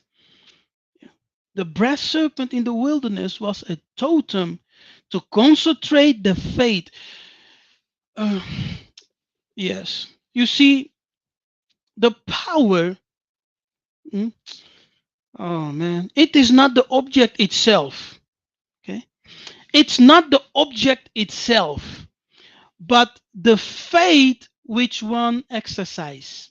It's the faith.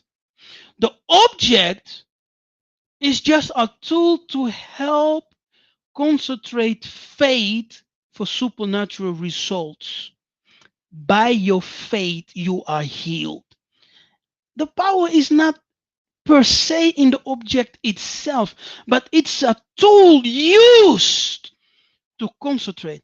Because when someone looked at the serpent, on the pole, which Massa made, but he had no faith. He was like, Moses, come on, man. What is this for foolishness? We need serious help. And you are making a snake on a pole? Come on, man.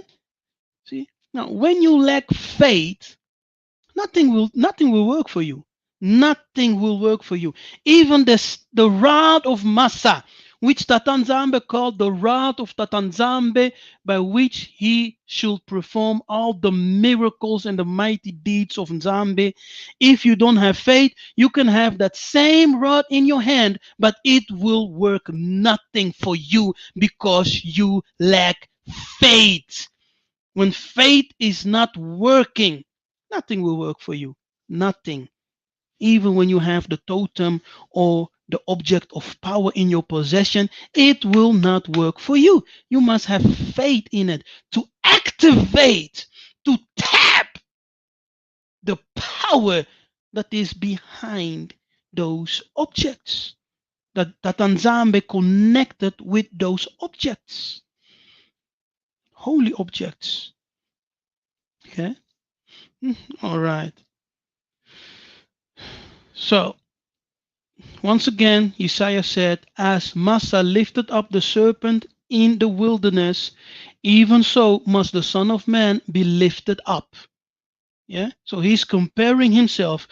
Yiseka'yah is comparing himself with the with the brass serpent that Massa made in the wilderness to save the children that were bitten by snakes.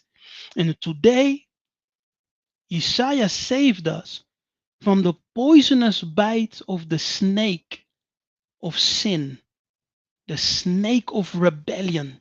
He saved us. He became the serpent on the pole, and he was lifted, and he died for our salvation.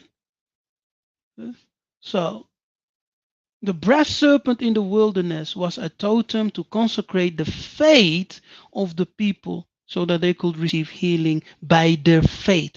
It is not the object, but the faith which someone exercises. The object is simple, a tool to help concentrate your faith for supernatural results.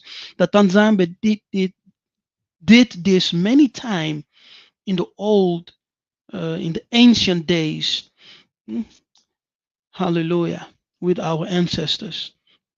So people, we're done. We're done. It took 2 hours to release this teaching. Wow. 2 hours. Incredible. Whew, I'm full. I have no words.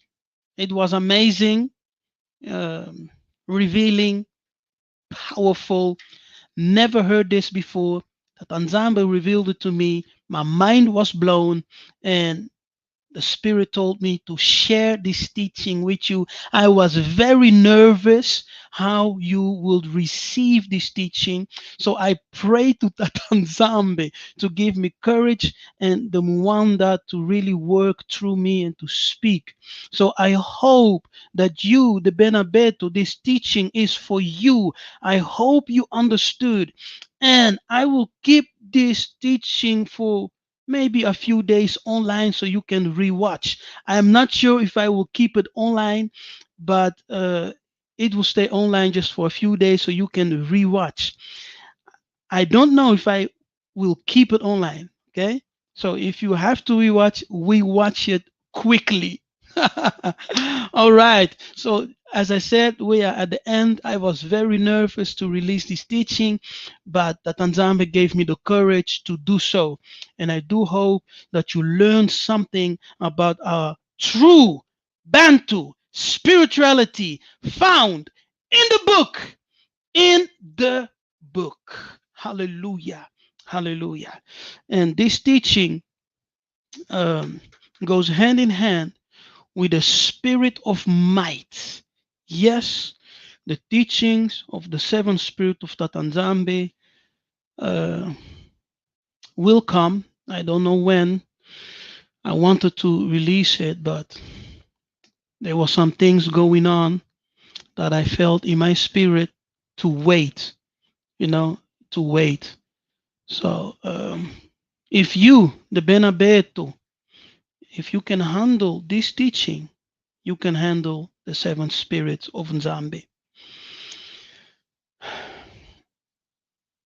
All right. So tell me Do you have any question? I give, let's take 50 minutes to answer your questions. Okay, so answer your questions. You can, don't make it long, keep it short as possible.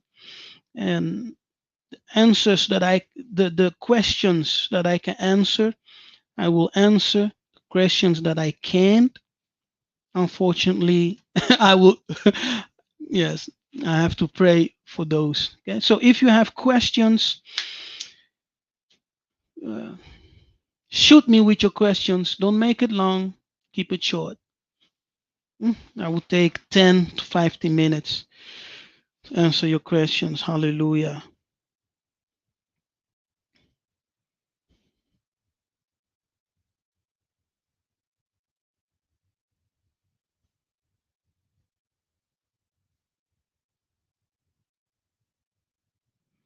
Yes, so you did enjoy. Hallelujah. Yeah, it's a great revelation. And this is it's really amazing.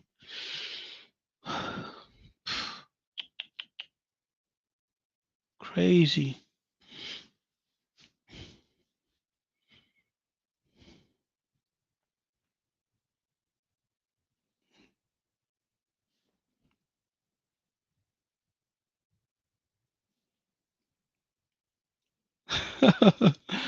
uh, Alexander Gabriel Bantu is saying, download it, guys. Download it.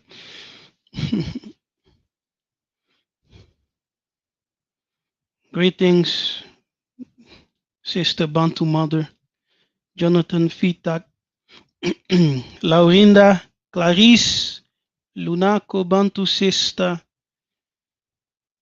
Yavira, Ngonde Mizi, Christina,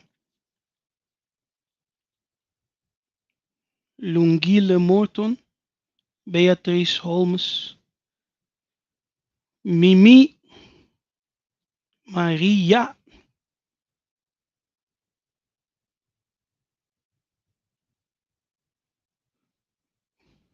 Okay.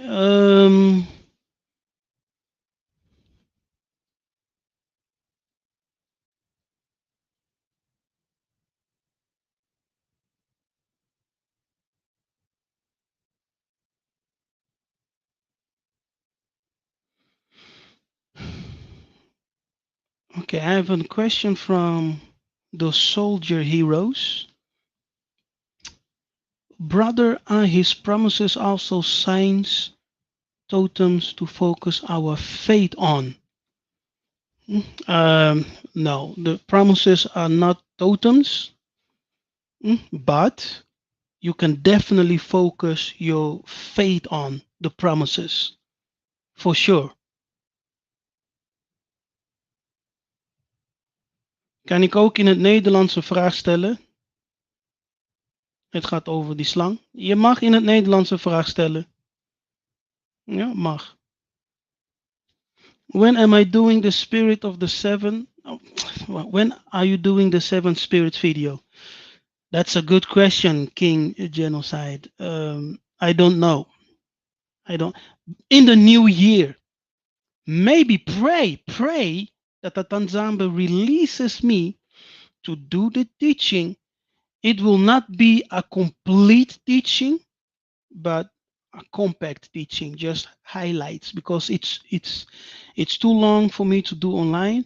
If you really want the full teaching, we have to arrange a class, a special class via Zoom. I have room for 100 people, so you can register and we can do the extended class for the spirits, seven spirits. Okay, because it's too long. All right, so let me know if you guys are interested.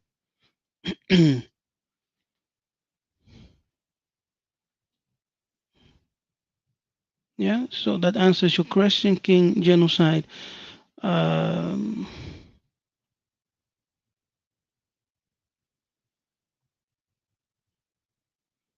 okay. Uh, Fumu Davidi is saying something to confirm your message, Nabi.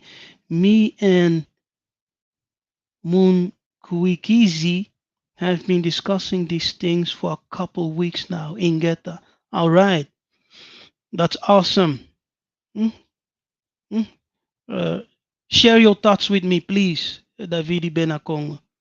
Mm, Yes, let's connect. Share your thoughts with me.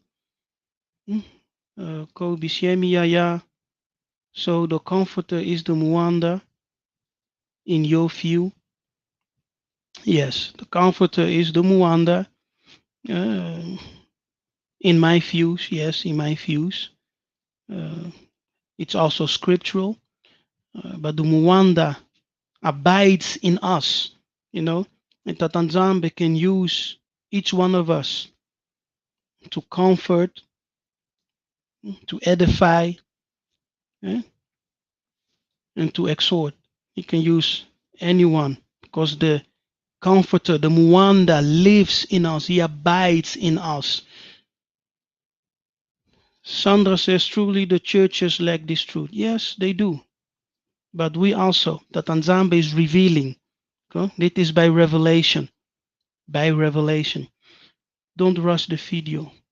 I will pray, brother. Yes. I have an Instagram if anyone wants to follow. Okay, great, Damaraya. So I don't see any questions. I've been checking every day for this seventh spirit. Oh, yes, Christina. It's coming. It's coming. Hmm? Rewatch this video.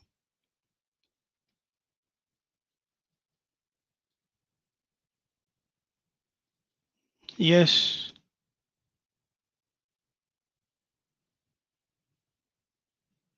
Hmm, okay. Now there are no questions further, so I will end this live session. May Tata Nzambe bless you all. Nzambe apambola bino, and may the spirit of revelation, spirit of knowledge and revelation fill you, that you may know him as he is. The mighty name of Yiseka'yah Congo.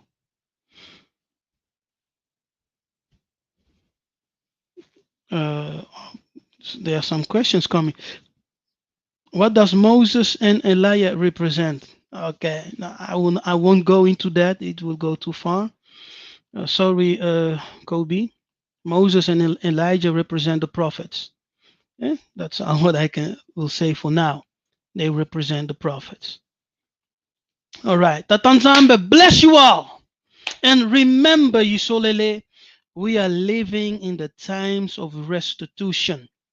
Let's remember Tatanzambe. Let's turn to him and truly repent, which means turning back to Tatanzambe. And remember the law of Massa and our ancestors.